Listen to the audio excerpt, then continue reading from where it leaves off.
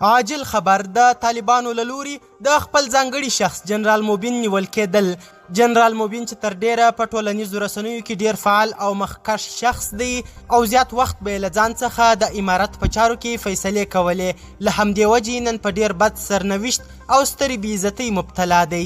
جنرال موبین یو ځل بیا داسې کار کړی چې ټول خلک ورته غوسه او حتی د اسلامي امارت له لوري ونیول سو.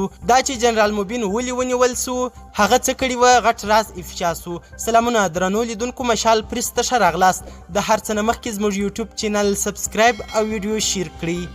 د کابل امنیه قومندانۍ ویان جنرال موبین چې په ټولنیزو رسنیو کې خورا فعاله و، د دې قومندانۍ د جنایي جرمونو سره د مبارزې مسؤلینو نیولی او دا مهال زندان کې دی. یو شمیر سرچینې وایي چې جنرال موبین وروسته له هغه نیول سوی او بندي سوی کله چې موبین یو تن شاري په خپل سر نیولی او له هغه وروسته یې وهلی، ډبولی او شکنجه کړی و.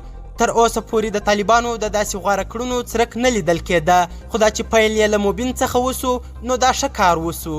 طالبان د خپلې 4 میاشتنۍ واکمنۍ په دوران کې په دې تورن سول چې د تیر حکومت سرتیري او کارکوونکي نیسي او بیا بدل ترې اخلي، خو تر اوسه پورې طالبان دا نه مني چې دوی د تیر حکومت له سرتیرو بدله اخلي.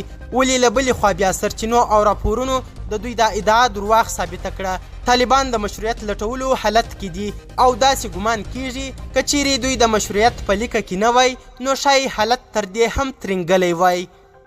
قدرمنو لیدونکو، زیاته مننه چې ویډیو مو تر پایه وکتل. تر بیا او بلې ویډیو د الله په امان.